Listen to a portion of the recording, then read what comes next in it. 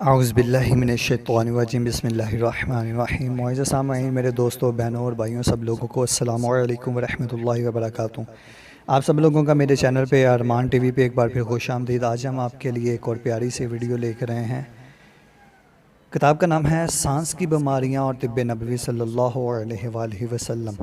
Title ہمارا ہے پھپھڑوں کا پھوڑا، یعنی پھپھڑوں میں پھوڑا بن جانا۔ اس کے آپ کو اسباب بتائیں گے، اس کے آپ کو علاج بتائیں گے۔ طب نبوی سے آپ کو اس کا علاج بتائیں گے، طب یونانی سے آپ کو اس کا علاج بتائیں گے۔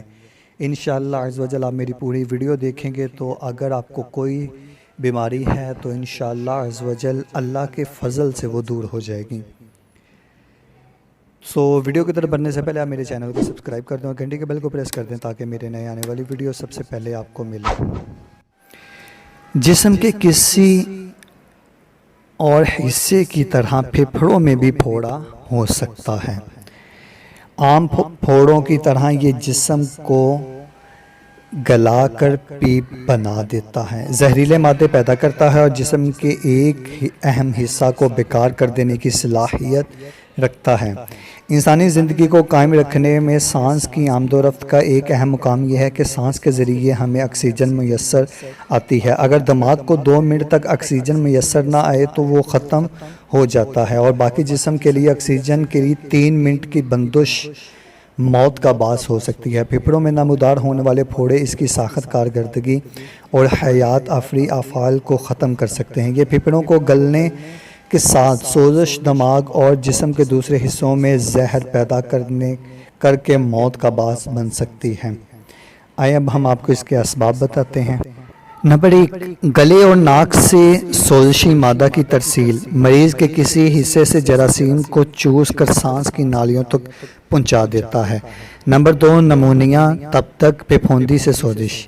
نمبر 3، سانس کی نالیوں میں رکاوٹ، رسولیاں اور نالیوں میں آنے والی باہر کی چیزیں۔ نمبر 4، جسم کے دوسرے حصوں میں سوزش جیسے کہ ویدروں کے اندر انجماد، خون کے اثرات۔ نمبر 5، آس پاس کے اعضاء میں سوزش کی توسیع جیسے کہ جگر میں، ریڑھ کی ہڈی میں تک دق کی بیماری۔ اب ہم آپ کو اس کی علامات بتاتے ہیں۔ اگر پھوڑا چھوٹا ہو تو ابتدا میں ہلکا بخار، لیکن تھوڑی سی بلغم اور چھاتی میں معمولی درد، مریض زیادہ بیمار نہیں نظر آتا۔ جن میں بیماری کا آغاز شدت سے ہوتا ہے ان میں ابتدا تیز بخار سے ہوتی ہے، چھاتی میں شدید درد، کھانسی اور اس کے ساتھ بلغم کی خاصی زیادہ مقدار۔ چند دنوں میں بیماری کی شدت میں اضافہ ہو جاتا ہے، کھانسی بڑھ جاتی ہے، بلغم کی مقدار میں اضافہ کے ساتھ اس سے بدبو آنے لگتی ہے، بلغم میں خون کی کچھ مقدار بھی شامل ہوتی ہے، چھاتی کے درد میں اضافہ ہوتا ہے، مریض دیکھنے میں خاصاً بیمار، کمزور، بے حال نظر آتا ہے۔ اکثر اوقات یہ اذیت نمونیا کے نامکمل علاج کے بعد نظر آتی ہے۔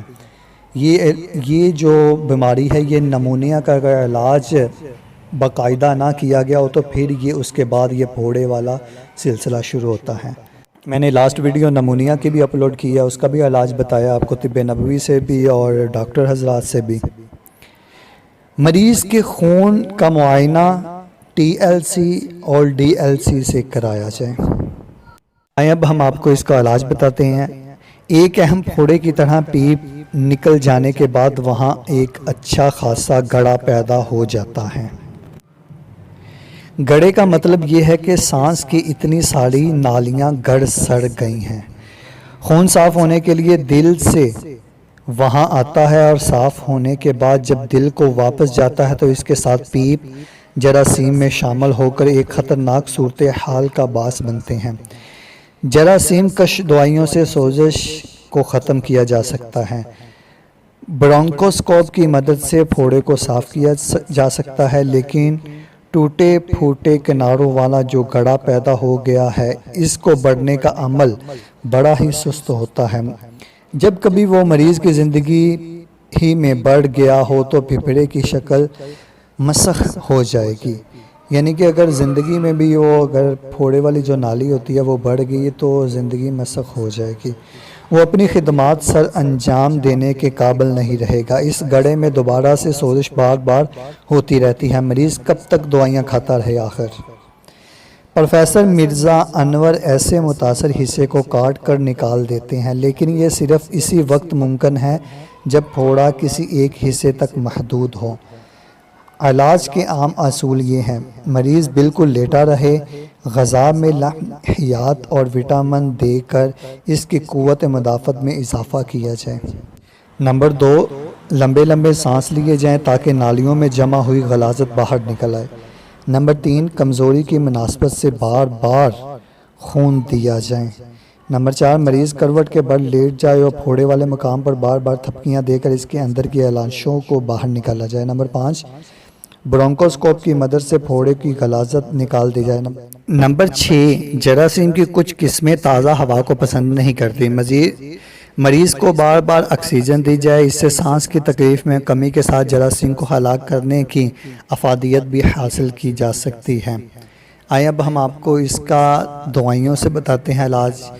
دوائیوں سے نہیں دیتے ہیں کیونکہ آپ سب لوگ میری بات پر عمل نہیں کریں گے، آپ سب لوگ ڈاکٹر کے پاس ہی جائیں گے۔ ہم آپ کو اس کا طب یونانی سے اور طب نبوی سے آپ کو اس کا علاج بتاتے ہیں، جو کہ بہت سستا اور بے حد مفید ہے۔ اتباع قدیم کو نمونیا کے علاج میں بارہ سنگا کے سنگوں کا کشتہ بڑا اعتقاد تھا اور اب تک یہ مقبول چلا آیا ہے۔ گوند ببول ایک ماشا، گوند کتیرا ایک ماشا، رب الالسوس ایک ماشا، ان کو پیس کر مقدار میں صبح و شام اس نسخہ کے ہمراہ کھلائیں۔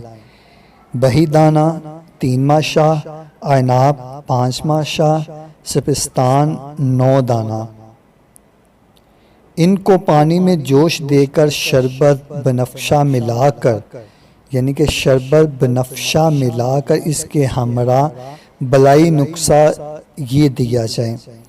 گل بنفشہ 6 ماشا، منقہ 9 ماشا، اصل السوس منقہ 6 ماشا، تخم الختمی 6 ماشا، تخم الخبازی 6 ماشا، ان کو رات کو پانی میں بھگو کر صبح اچھی طرح ملا کر ان کو چھان لیا جائے، یعنی کہ ان کو بھگو کر ان کو اچھی طرح سے ہاتھ کے ساتھ مسل کر ملا کر ان کو چھان لیا جائے، اور ان کے ساتھ یہ اوپر والی جو میں نے بتائی ہیں یہ میڈیسن کا ساتھ یونانی نسخہ ہے، یہ استعمال کیا جائے۔ اگر سینہ میں درد اور سانس کی تکلیف کو رفع کرنا ہو تو، یعنی کہ سینے میں درد اور سانس کی تکلیف کو رفع کرنا ہو تو موم 5 ماشا، روغن گل 1 تولہ، ان کو ملا کر گرم کر لیں، اس کو اپنی چھاتی کے اوپر ہلکی ہاتھ سے مالش کی جائے۔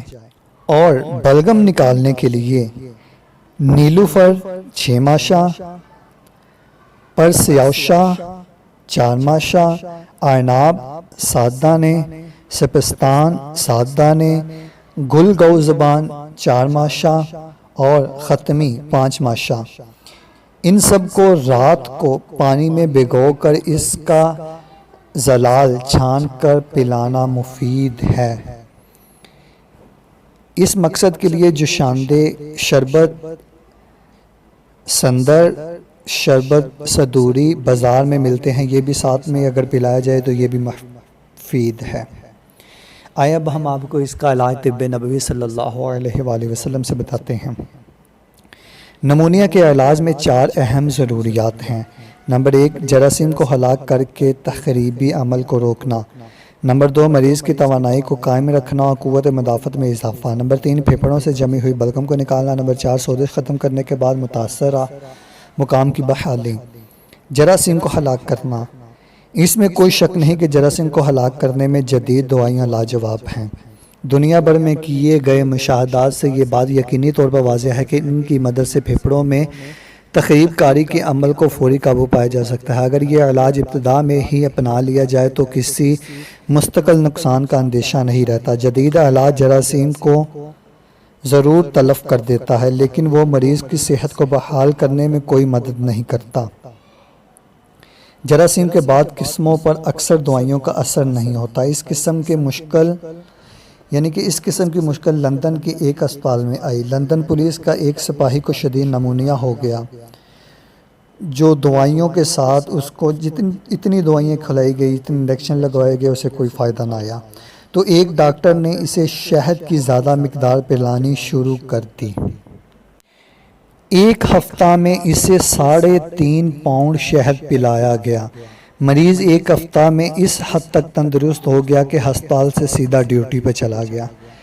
امریکہ میں ABS ٹوائلٹ لیبارٹری میں تجربات کے بعد معلوم کیا گیا ہے کہ پیپ پیدا کرنے والے جراثیم کو کوئی بھی قسم ہو اس کی شہد میں زندہ نہیں رہ سکتی۔ نمونیا، پھپھڑوں کے پھوڑوں اور اس قسم کے مریضوں کو شہد پلانے سے ان کی کمزوری بھی دور ہو جاتی ہے۔ شہد نمونیا کے علاج میں چاروں مقاصد پورے کر سکتا ہے، اس لیے نمونیا، پھپھڑوں کے پھوڑوں اور دوسری بیماریوں میں اس کا مسلسل استعمال بیماری کو قابو سے نکلنے نہیں دیتا۔ شہد کے ساتھ آپ یہ چیزیں بھی استعمال کر لیں تو وہ زیادہ مفید ہیں۔ انجیر اور منقہ بلغم نکالنے میں لاجواب ہیں۔ انجیر 5 دانہ، منقہ 5 دانہ، بہی دانہ 2 ماشا، کاسنی کے پتے 5 ماشا اور بنفشہ 5 ماشا کو 1.5 کلو پانی میں 10 سے 15 منٹ ابال کر چھان لیں۔ اس جوشاندے کو 2 گھونٹ میں، یعنی کہ اس جوشاندے کے 2 گھونٹ میں شہد ملا کر گرم دن سے 4 سے 5 مرتبہ پلائیں، اور ان کے ہمراہ جراثیم کش دوائیاں جو میڈیسن ہوتی ہیں وہ بھی شامل کی جا سکتی ہیں۔ انشاءاللہ اگر آپ یہ اپنائیں گے، یہ طریقہ اپنائیں گے تو انشاءاللہ عز و جل بہت سی بیماریوں سے بھی بچیں گے، اور آپ کو جو بھی سینے میں بلغم، جو بھی سینے میں نالیوں کی سوزش، جو بھی پھوڑا، جو بھی قسم کی بیماریاں ہیں، انشاءاللہ عز و جل اللہ کے حکم سے، اللہ کے فضل سے وہ سب دور ہو جائیں گے۔ اگر آپ کو میری یہ ویڈیو اچھی لگی تو اس ویڈیو کو لائک، شیئر، کمنٹ ضرور کریں۔ شیئر اس لیے کریں کہ ہو سکتا ہے آپ لوگوں کے شیئر کرنے سے کسی دوسرے کا بھلا ہو جائے، اور میرے چینل کو سبسکرائب کر دیں، اور میری ویڈیو کو لائک اس لیے کیا کریں، کمنٹ اس لیے کیا کریں کہ میں آپ لوگوں کے لیے اتنی زیادہ محنت کر کے کتابوں میں سے نسخے ڈھونڈ کر آپ لوگوں تک پہنچاتا ہوں۔ سو میرے چینل کو سبسکرائب کر دیں اور گھنٹے کے بیل کو پریس کر دیں تاکہ میرے نئے آنے والی ویڈیو سب سے پہلے آپ کو ملے۔ ملتے ہیں ہم نیکسٹ ویڈیو میں، دعاؤں میں یاد رکھیے گا، تب تک کے لیے اللہ حافظ۔